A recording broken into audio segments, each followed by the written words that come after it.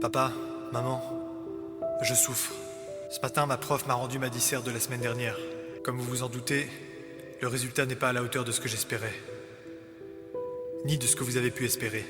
Par conséquent, il est de mon devoir de vous en expliquer les causes, les raisons et les explications. Et tout ceci n'est pas du blabla, croyez-moi bien. Avec toute ma classe, nous avons travaillé d'arrache-pied.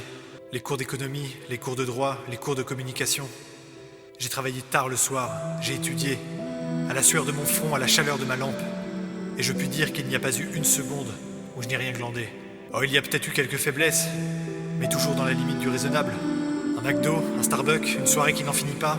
Vous savez, le temps passe vite, et il file sous nos yeux. Alors oui, j'ai merdé. Oui, j'ai eu 4 sur 20. Mais qu'est-ce qu'une note finalement?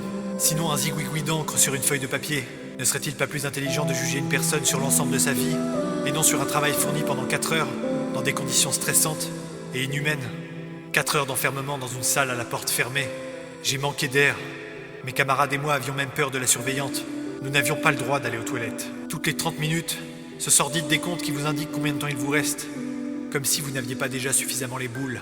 Alors papa, maman, j'aimerais vous poser une question. Qui va se lever face à ces conditions d'examen, souvent proches de l'humiliation? Telle est la vraie question à mon avis. J'invite tous les collégiens, les lycéens, les étudiants, ceux qui souffrent en prépa, mais aussi les cagneux, les médecins. Tous, je vous invite à vous lever face à ce diktat de la note.